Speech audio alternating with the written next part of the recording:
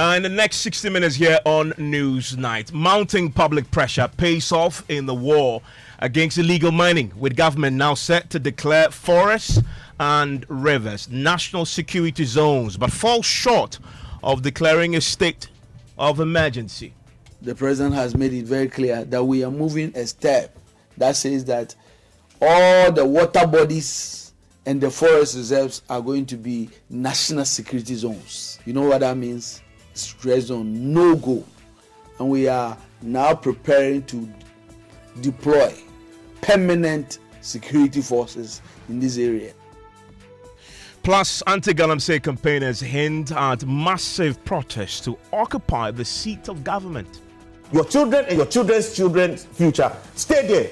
Everybody, we are going to occupy that flagstaff at some point. We have to come together, have one common conference, and agree a way forward, because we are almost becoming a leaderless state. We have the latest as a Catholic Church resolves to use its pulpit to mobilize mass citizen action against illegal mining. Bishop Conference are asking priests to talk about it at churches. At churches, okay. You know, because that is also one basic place you can get people. Absolutely. And with your numbers that can have... Especially areas where these things are happening. Also coming up tonight, Agbogbloshi market traders and shoppers react with mixed feelings to the Environmental Protection Agency's report revealing contamination in staple foods like tomatoes, contumely, coconut and mangoes across 6 regions. What's the report? I mean, because I'm at tea, I'm tea. Oh, yati. In toast, baby, in toast, you too good or in toast, in you say. A bewukra. Ain't me fifi. And sokra. Bewutem. Also, Ghana's rural banks face a wave of brazen robberies, with a shocking 10 institutions hit in just 6 months, sparking urgent questions about their security despite a major breakthrough by the police in dismantling the notorious gang behind the recent robberies. We have successfully arrested 10 suspects. 3 other suspects were shot dead in the course of the operation during a shootout with the police. We have launched a manhunt for the remaining suspects who are on the run. We will not stop until we get them arrested. In business, some businesses threaten to pass on cost of duty tariffs hikes to consumers. You want to stay with us for all that plus sports here on Newsnight. 055-1111-997. And we start tonight obviously with the fight and the war against illegal mining, because tonight the mounting public pressure demanding more radical government action against illegal mining is beginning to pay off. Lands and Natural Resources Minister Emmanuel Amakofibua has today announced that government will be declaring all forest reserves and water bodies as national security zones. He, however, fell short of indicating when or if a state of emergency will be declared, as demanded by anti-galamsey campaigners. Now, Mr. Kofibwa says this new measure marks a major shift from previous interventions and signals a tougher stance on the ongoing battle against environmental destruction. The government has the power at its disposal to take steps to deal with this. And I think that if you had listened to me comprehensively, one is the policy reform, one is the stakeholder engagement, one is to deal with the water, one is to strengthen enforcement. All of these things that I'm talking about, why did we establish the Blue Water Guards? And now, just in the last week or so, the president has made it very clear that we are moving a step that says that all the water bodies and the forest reserves are going to be national security zones. You know what that means? It's red zone, no go. And we are now preparing to deploy permanent security forces in these areas. The water guards? No, the water guard has been the first step. We've already trained 1,000. We are training more. We've deployed to the western, north, and they are making serious impact. What I'm saying is that the level of destruction that this new government came to meet, we are under no illusion that this is going to be solved in 8 months. But we are proud of what we are doing. We are seeing the progress. And at every time when we believe we have to strengthen what we are doing, we do. And that's exactly the point I'm making. The point I'm making is that we believe, and let me say that those who are really calling for the government to do more, we understand. This is a listening government, and we are going to do more, and we appreciate it. But let me tell you, those who don't even want them to be talking, is those political apparatchiks who have caused the damage that we are trying to solve. They should really give us some break and give us a room. These are the people who have given almost 20-something thousand licenses, unprecedented in the history of this country, to political operatives, open the floodgate of our forests to be destroyed. I told you 44 out of 288 forests is decimated. So that there is Amako Fibwa, the Minister for Lands and Natural Resources, and he was speaking on GTV today. Well, he fell short of declaring or announcing that government has any intentions of declaring a state of emergency. And Pearl, you know, that has been the fundamental demand by the anti-galamsey campaigners as far as the war on illegal mining is concerned. And whilst government has expressed, the president himself has expressed his hesitation, his reluctance, as he puts it, about declaring a state of emergency. Some of his appointees are on record to have demanded for exactly that, the state of emergency. And I want to take you to the central region, which has become the epicenter as far as the impact of illegal mining is concerned. The Central Regional Minister there, who obviously chairs the Central Regional Security Council, Penyin Domwa, who has spoken to us a couple of weeks back, is on record on the back of the devastation caused by illegal mining and the shutting down of the Kwenyako water treatment plant, asked for the imposition of a state of emergency to help him fight. And I agree with you. Any suggestion that will come from you as media people, I think the government is ever ready. Do you support an imposition of a state of emergency on those water bodies that have been affected? Seriously, I do agree. In fact, including going beyond that. You see, I think that we the politicians are complicit. So that is the Central Regional Minister saying he agrees the state of emergency must be imposed. Another appointee of the president, this time the head of the Environmental Protection Authority, Professor Nanama Kluche, even went further. She wanted far more drastic measure from his government, from her government. And in all of these things, as Erasmus said, for me, it has to go. We have to go radical. And it's not as if we don't have what it takes to go radical. We do have what it takes to go radical. So what is preventing? Let me give you one simple example. Right. You see a site on the screen now. If you have an airplane, a military airplane, fly there and shoot one or two, will they come back tomorrow? Would they not tell the other people, other miners in other sites that this is their approach and they should flee for their life? They will. So we've had election, which is a democratic election, and we got 8 people died. Some died without records and all of that. If we are really at a war, can't we do this example for people to scare off the mining sites? And Evans, there is more, because Senyor Jose, who is a member of the Ghana Coalition Against Illegal Mining, hence that the coalition will mobilize to occupy the seat of government if demands to impose a state of emergency are not met. This is what we are going to do if these people are not going to cooperate with us. The church, not just the Catholic Church, the whole church. My former school prefect, he's the Assemblies of God. He's the Assemblies of God head. Pastor Winger, what are you telling? Pastor Winger, I'm asking you, what are you telling the president? Me, I'm a Royal Ranger. Pastor Winger, what are you telling the president? Because he goes to your church.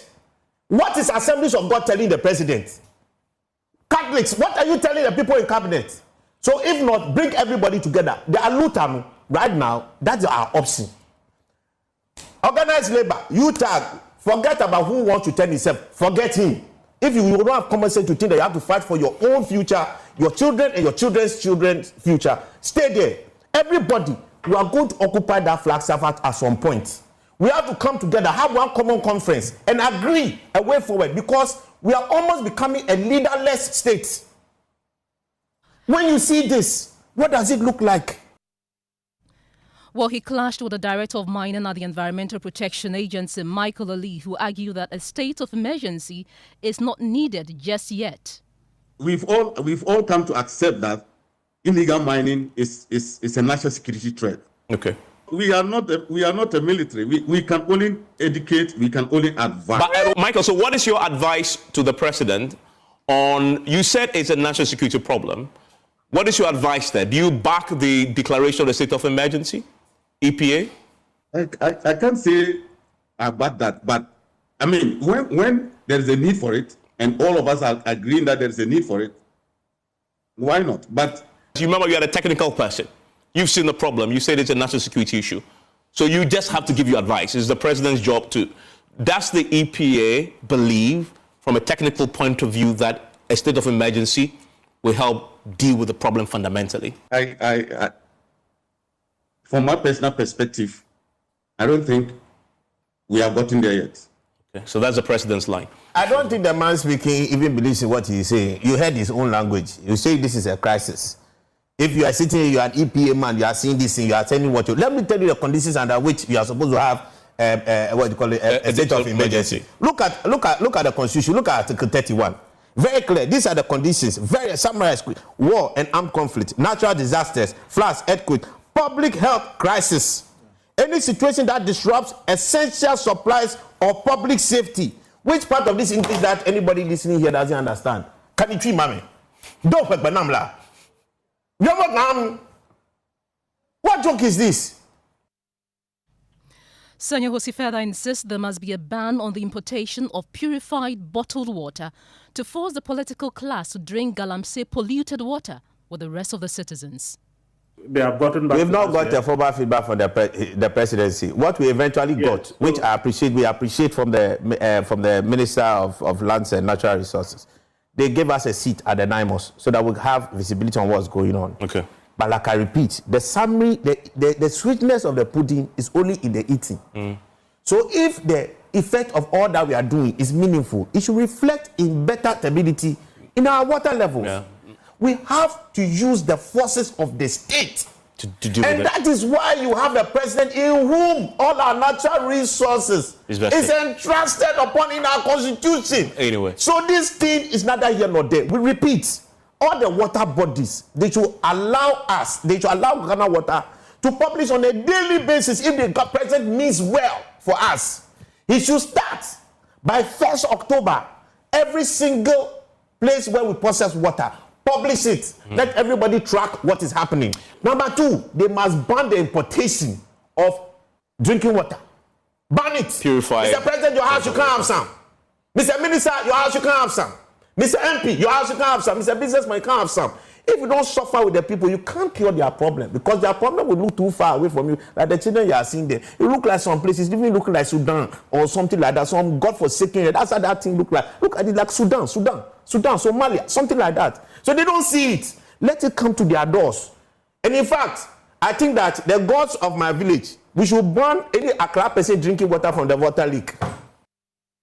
And tonight, the Catholic Church is also using its pulpit to mobilize citizen support against illegal mining. Reverend Father Nicholas Azin, President of the National Justice, Peace and Integrity of Creation at the Catholic Archdiocese, is leading the charge.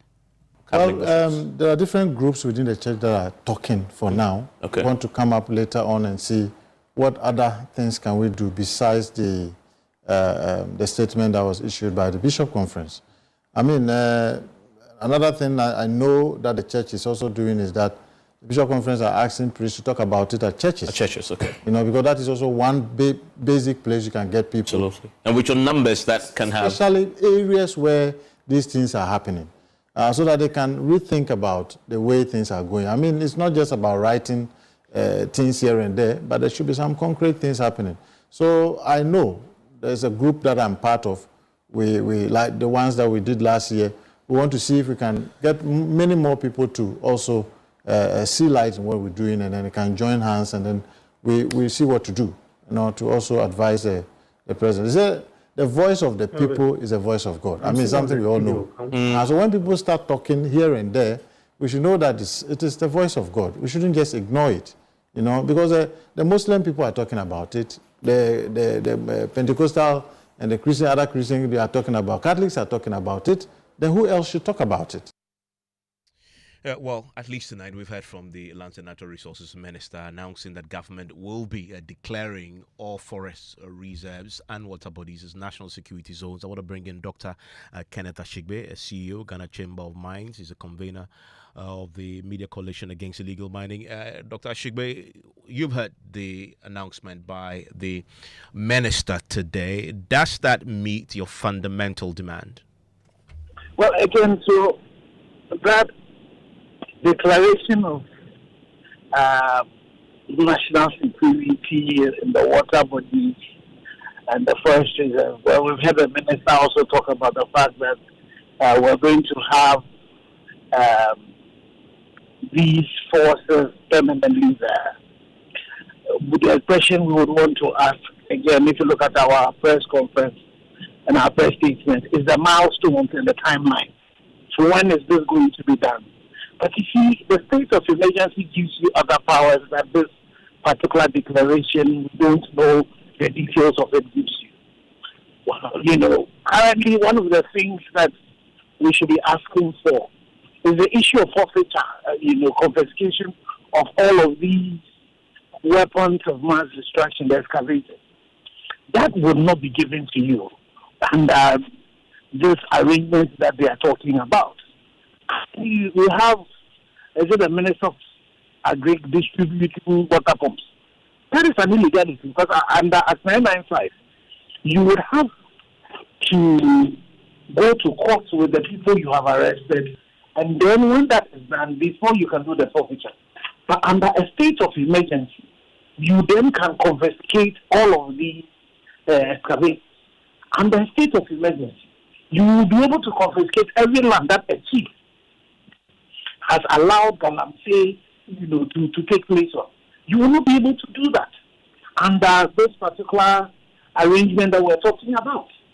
Under a state of emergency, as the UK did, when they had their routes, you were able to set up a court, and then within 24 hours, you put people there and you prosecute them. So the issues that the minister has talked about, I think it's a good one. But the point is that when we met the minister, he will convey to him, to the president, that the state of emergency is so critical. Even when you have water stability going above, what is it, 80,000 NTUs? 94,800 NTUs.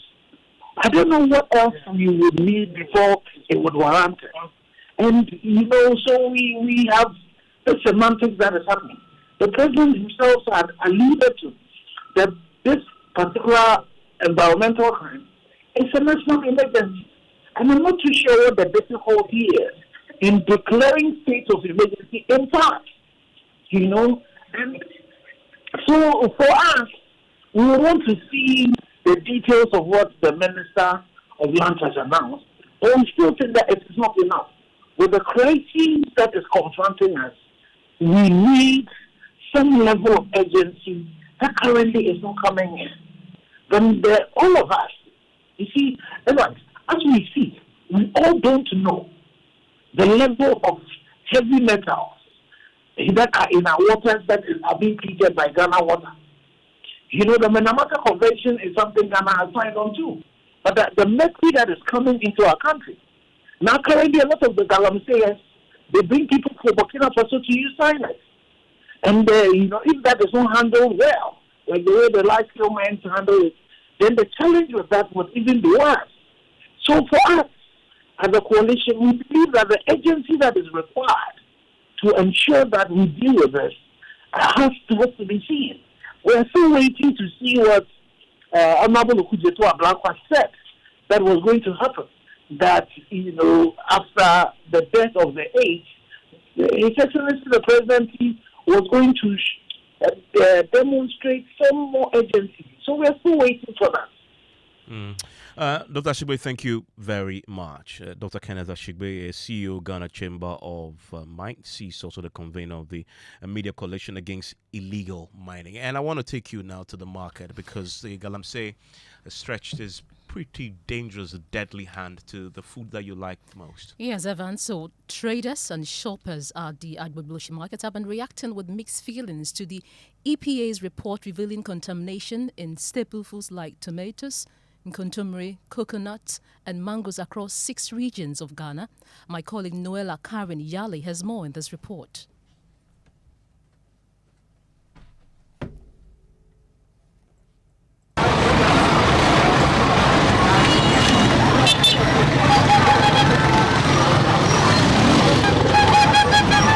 I'm here at the Agbogboshi market in the heart of Accra, and I'm standing right inside an offloaded truck. But for time, this truck would have been filled with foodstuffs that have come from regions like the Ashanti, Savannah, Western North, and the Western region. Here, in Accra's largest food hub, many traders and shoppers are either unaware of the report or simply don't believe it. Brighter woman, a tomato seller, hadn't heard about it. Say what's the report? Oh, anyone say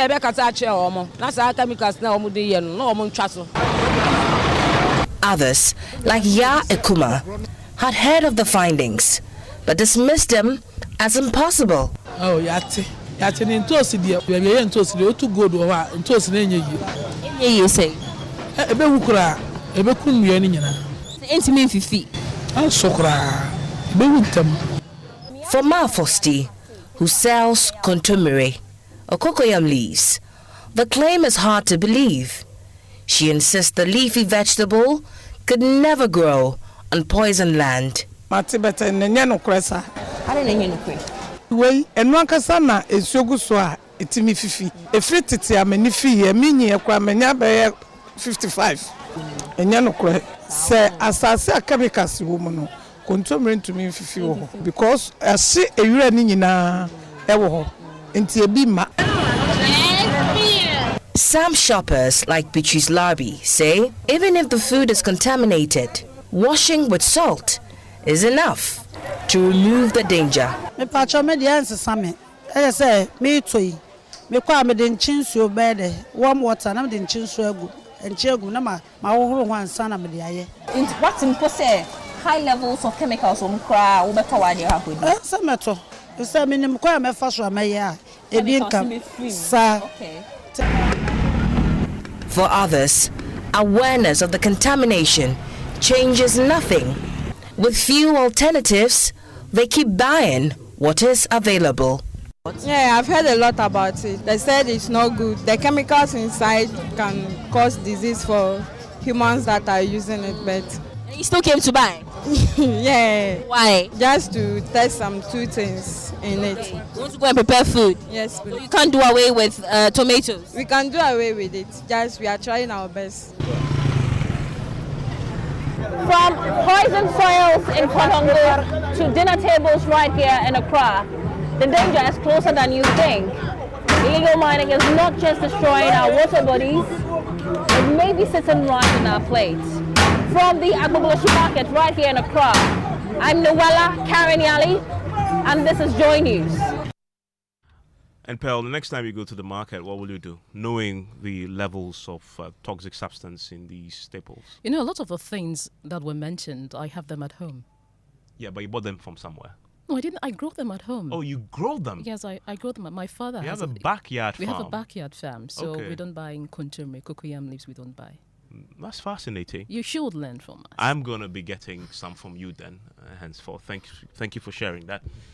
It's still live here on News 90s on Joy 99.7 FM. Now, Ghana's rural banks are facing a wave of brazen robberies with a shocking 10 institutions hit in just 6 months, sparking urgent questions about their security.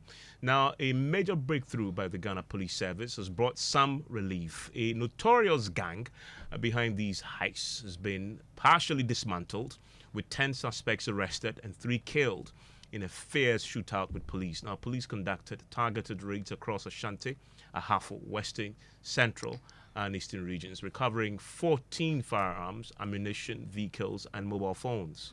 Now, authorities are hunting the remaining gang members who are still at large. Inspector General of Police Christian Tetoyono is vowing a relentless pursuit until all suspects face justice. Maxwell Agbagba of our security desk has more in this report. Please space. Please give us space. One by one, the suspects stepped out of the Black Maria that transported them to the police headquarters for a public parade. Some with their heads bowed, flanked by officers from the Criminal Investigations Department.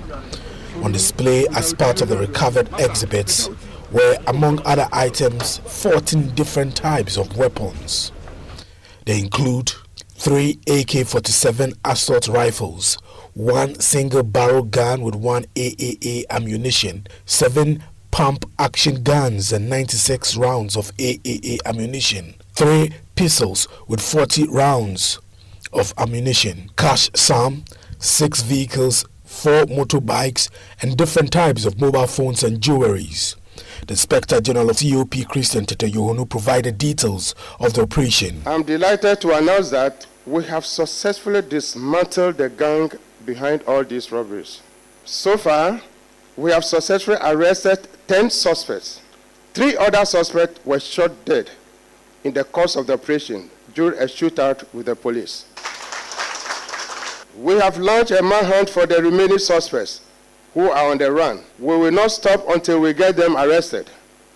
We were also able to recover 14 weapons, including AK-47 rifles, pump-action guns, a single-barrel gun, pistols, ammunition, vehicles, mobile phones, among others.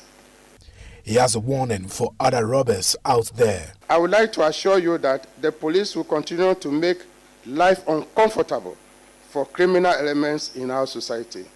We will continue to pursue you till you are brought to justice. The Police Management Board have decided to promote 3 chief inspectors to the police academy.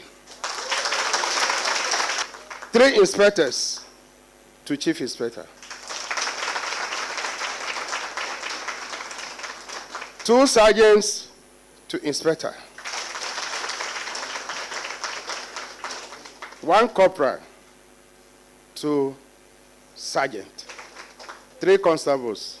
They are lucky, very fresh. They are giving lance corporal.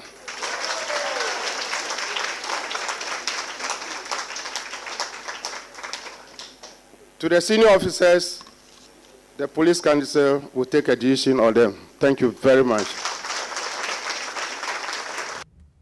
And my colleague Maxwell Agbagba was at that press conference organized by the police. So Maxwell, we know that between April and September alone, there were 10 separate attacks on rural banks, averaging 2 every month. From the details the police have provided, what did we learn about the gang's operations?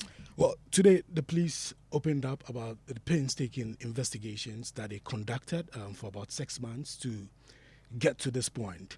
And in fact, our sources within the Ghana Police Service have been providing some details about how they were able to zero in and track down, these members of the gang. We are told that some members of the Ghana Police Forces, some members of the Ghana Police Service actually infiltrated the ranks of, this robbery gang, and they were able to provide the needed, information.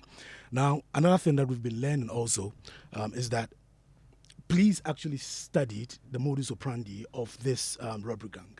And usually what they do is they move into a bank, they take security personnel on duty hostage, seize their weapons, and then use industrial, cutters to cut the vaults of the bank. And then the boats, they run away with cash and other properties, within the bank. And this police studied for a very long time and noted a trend within, the robberies. Remember, these robberies were happening not just in one region. We're told it happened in the Ashanti region, in the Central region, in the Western region, in the Ahafo region, in all these regions. And it was just a similar trend. They move into the bank, first take the security personnel hostage, and then get into the bank using industrial cutters to cut the votes before they take, the properties and all of that. We're told that during the investigations, they were able to zero in on an ex-convict who is actually the mastermind of the group. And what this ex-convict did was to recruit all of these members, 10 of them who have been arrested now, 3 of them who are dead, and some of them who are on the run. So this ex-convict, who is the mastermind, actually recruited all the other members and got them, on board. And in fact, we're told that when police went to his residence, they were able to retrieve some weapons, assault rifles, pump action guns, some of them buried in a sack, in a pond, in his home. Yeah. Thank you, Maxwell Agbagba, for that update. And thankfully, we can speak to Solomon Amankwa. He's Executive Director of the Association of Rural Banks. Also joining me is Dr. Victor Doke. He is a lecturer, Kofi Annan International Peacekeeping Training Center. He's a security analyst too. Solomon Amankwa, let me start with you. I mean, the fascinating details we have from the police are pretty shocking indeed. And I wonder, these banks are members of yours. In the raids that we've seen, what details do you have about possible casualties and the amounts involved? Thank you very much for having me, and good evening to your cherished listeners.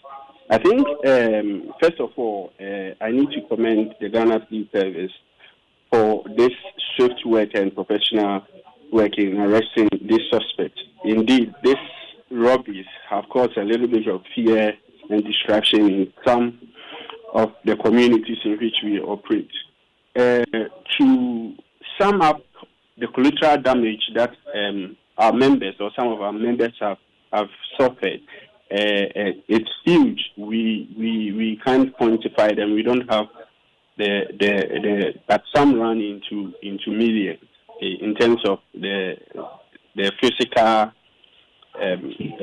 robberies, and then we also look at the psychological trauma that some of our members or some of our staffs and even some of the customers have gone through in these localities. It is huge and really damaging.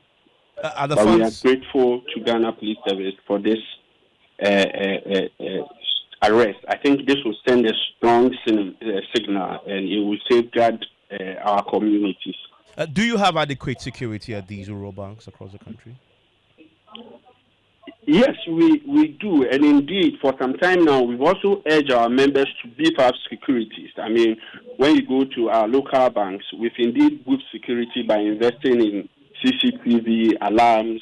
We have our armor vehicle, which is bulletproof and all that. We've also trained security staff in security protocols and all that. We've organized a lot of training in building their capacity in terms of training in security. We've also had a lot of collaboration since this incident started. I mean, Central Region, for instance, we are on the response one of the police, and we've done a lot of collaboration, and so it has strengthened our members. We've also spoken to our members to mostly beef our securities in such areas, and so we've taken measures in strengthening security in most of our banks. I mean, Dr. Doke, there's a reason why the rural banks were targeted. It appears to me that they were seen as soft targets. They're called rural banks for a reason. Most of them found in hard-to-reach areas in this country. Is the problem there that sort of throws up what we need to be doing a bit more in terms of providing adequate security for them? Thank you very much. Yes, the notion is that with regards to the rural areas, such as when we look at the security spectrum and the rural enclave, you realize that yes, the ratio of personnel to the citizens or the population community members doesn't match with regards to the urban centers. So the notion for these criminals is that once they aren't seeing enough visibility with regards to security personnel, then it gives them that advantage to commit these crimes. One thing we also need to notice, these groups of criminal group have done a lot of extensive research with regards to the areas in which they committed these crimes. They analyzed the movements of the security personnel. knew the timings where they are deployed, and everything with regards to how they can commit this crime. So we know that if we want to curtail or get this medicine, we need to increase visibility.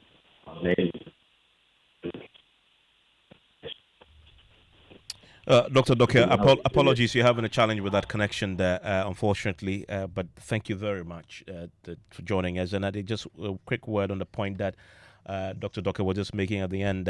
Solomon, do you require any further assistance from the police? You say you've asked your members to beef up security. Dr. Doke says visibility is important. The police must improve that. Do you require additional deployment of the police or further assistance to beef up your security? Not only the police, but the government as we would want as the security agencies to sustain and even scale up these security interventions, and then dedicate some police patrol, police presence in the rural areas. Just like Doc was saying, we find ourselves in areas where other financial services would not operate, and so we are in the remote part of the country, and as road accessibility and all that is also a problem. I think if the government would address these issues, the police would share intelligence and then logistic support from the rural bank. I think we'll go a long way in curbing those robberies. And these banks have been hit. Are they open now, or they still remain closed? Yes. In fact, they are all operational. I mean, even though the incident occurred, I mean, staff have been they've been vigilant now, and the place is safe. We want to assure people that their deposits and their safety matter to us, and we remain strong as your bank, and we are taking every step to protect you and your money. So people should feel free and should be encouraged. That I mean, but you lost some money. How are you making up for what was stolen? That's a difficult one because it is lost already, but we'll look forward to maybe insurance in recovering some of them, but some of them are gone as we get. But we are putting measures in place to recover from this incident. I mean, you mentioned insurance. I was going to ask you earlier that they must be insured. I mean, everyone does that. They are. In fact, we urge and employ all our members to take all those steps and all those measures, and so all those measures are in place. Okay, thank you very much, Solomon Mankwai, and apologies there to Dr. Victor Doke, whose line failed us just when he made that important point about police visibility. Still live here on News Night on Joy 99.7 FM. Right after the brief commercial break, George Yaffe will join me with business. Live here, my name is Evans Mensah. And I am Pelo Furi. My name is Pelo Furi. You're welcome back to Business on Newslight. Let's now settle for the details. Now, some businesses have indicated that they will have no choice than to pass on the utility tariff hikes to consumers. The Public Utilities Regulatory Commission today announced a 1.14% hike utility tariffs from October 1 this year. Now, this is to help meet the operational cost of the power producers in the country for the fourth quarter of this year. John Awunim is chairman of the Food and Beverage Association. As I indicated some few days ago, sales in the food and beverage sector has dropped by as much as 70%. Things are literally at a standstill. So even if the percentage increment is 0.5, it will transfer to the prices of food. As they have increased by 1.14%, expect transporters to begin to agitate for increment. The bread price will go up. In fact, everything, everything will go up. And so because there's nobody that will bear that. And indeed, it's going to continue to make Ghanaian products completely uncompetitive. It is obviously going to lead to higher prices. Come first week of October, go to the Makola market, not only our food and beverage, but go to Makola, go to Medina, go to Malata. Tomato prices will go up, onion will go up. They will tell you that, Oma to power. That's all what they will say.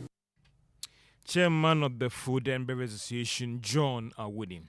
Now, the Finance Ministry has signed a bilateral agreement with the UK government to restructure Ghana's debts and unlock fresh funding for some key projects across the country, including the Big Push.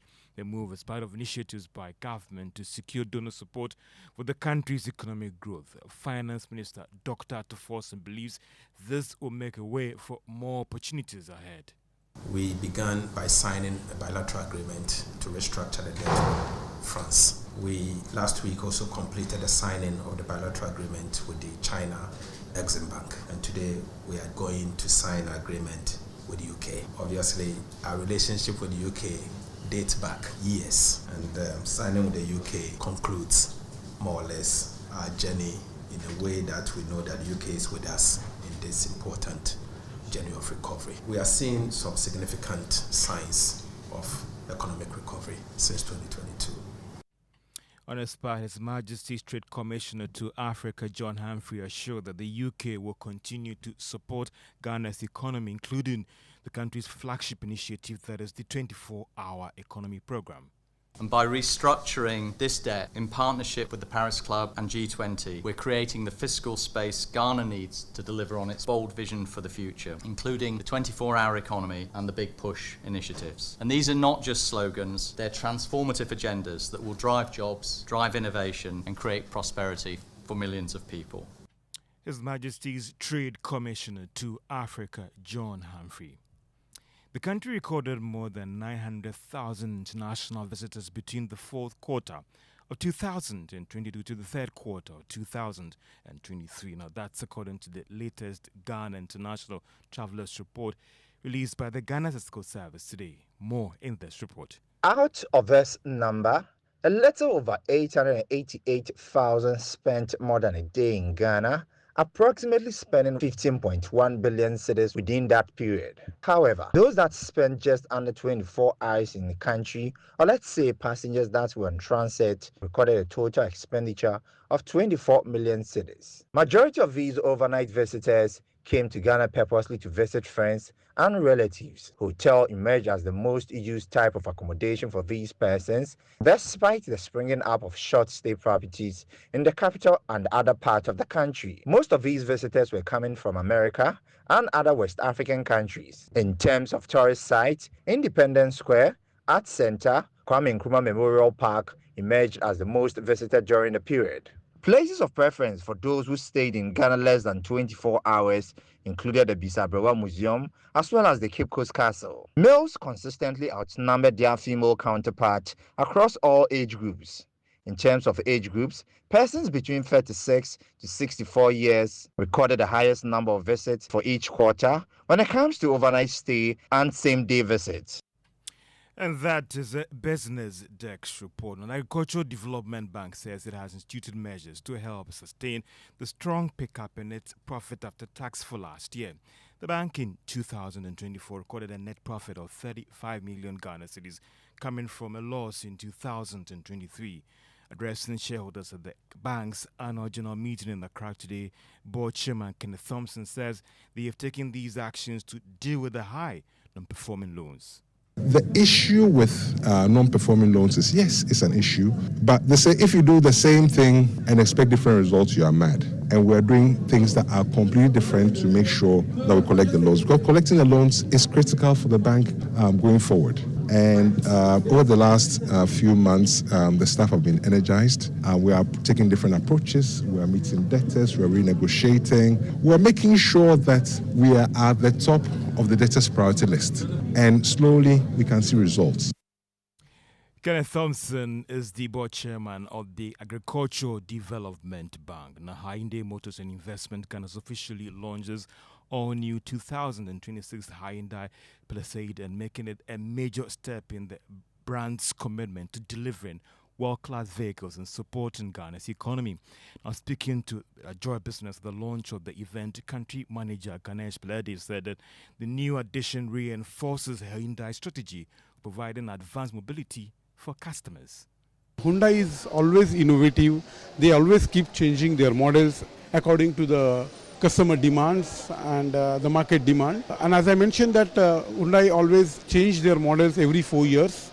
As like you say that we've seen that Santa Fe changed last year after 4 years. This is the third generation of Palisade. The Palisade second generation came 4 years ago. Now this 2026 is the third generation. So this is according to the market demand. Hyundai always change. And country manager for Hyundai Motors and Investment Ghana, Ganesh Paledi. And that's all for Business on News Night. And it's time for us to some commercials. And you're welcome back to Newsnight. It's time for sports, and Achu Tamaklesi. Achu, what do we have? Hi, Pearl. Still on the unfortunate passing of the Ghanaian boxer, the Director General of the National Sports Authority, Ampofo Ankra, he's defended the Ghana Boxing Authority's decision not to investigate the circumstances that led to the death of the boxer Ernest Akushe. Akushe died on Monday after a short illness, becoming the second boxer to die in Ghana this year within days of a competitive fight. The GBA has said its next line of action will be determined by the contents of the autopsy reports. In the course of this particular fight, he can be called implicit or what should I say, complicit rather, to any of the pre-fights, during and post-fight issues. Then we need to find out. But I can't sit on radio and accuse Roger Bano or any of the event organizers. What I can say is that the records and the documentations are there. We will definitely find out and get to the bottom of it. What happened before, during and after the fight. Medical reports, respectfully, Nipane is not available to the public yet, but we are making, efforts to get those records as well. That was your Ampofo Ankra. He was speaking on Asempa FM earlier today. It's still live here on Newsnight on Joy 99.7 FM. Now, former Vice President Dr. Bawumia is riding a wave of momentum in the MPP flag bearer race, particularly in the Eastern region, where 15 out of 23 MPs have thrown their weight behind him. The show of support includes prominent figures like Kojo Ponkruma, Frank Anodompre, Samuel Wuku, and Michael Otribefi, signaling a strong endorsement of Dr. Bawumia's leadership capabilities. Achase MP Kingsley Ahinkra Mafo emphasized Bawumia's qualifications, marketability, and ability to unite the party. Our purpose to endorse the candidature of Dr. Mahmoud Bawumia for the flag bearership of the MPP for the 2028 elections. We are doing so because we are clear in our minds that Dr. Bawumia is the best candidate to lead us to victory in 2028 elections. Having been well marketed and having served as Ghana's most impactful vice president, he is the best option politically and policy-wise to win us the election. Secondly, he is a candidate who demonstrates the characteristics that Ghanaians want in their next leader: humble, effective, and embracing all persons. We need a leader who unites and not one who divides. Finally, after all the propaganda heard against the MPP in 2024, it is becoming clear day by day that Bawumia was right in many of the things he proposed. Now is a time that more Ghanaians are warming up to this idea. Changing him will be setting ourselves back by another 16 years. We have the committed and will work hard for him across the region and encourage all party members to firm in their resolute to support his candidature. And let's stay with the NPP internal politics, because Brani Champon, who's one of the flag bearer aspirants, is responding to criticisms over his jabs at fellow contenders ahead of the party's flag bearer elections. Speaking after his vetting, he said he will continue to throw jabs as long as the campaign is ongoing. There have been a few jabs, and I think there will be a couple more. We are embarking on a campaign. I mean, I will be hit, others will be hit. It's part of the campaign.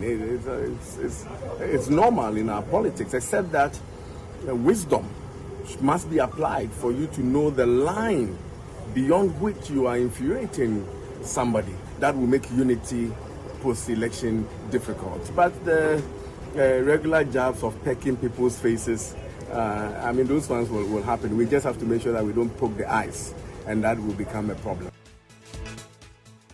And that'll be all on Newsnight on Joy 99.7 FM. My name is Pierre Lefuri, and I was here with... My name is Evans Mensah. But you'd want to stay with us because coming up next is Strong and Sassy with Enimoa and a great team. You don't want to miss what we'll be discussing tonight. Well, she's here. What are you talking about? Wow, Evans. So September is Childhood Cancer Awareness Month. And we've been talking about leukemia. I don't know if you've been following the stories, but tonight we're finishing up with two amazing survivors telling the story and raising money. So I'll be coming to collect money from you. Cha-ching. Yes. He has a lot of it. I know. So towards a good cause. Accept the prophecy. Wow. Amen. Okay, well, stay tuned.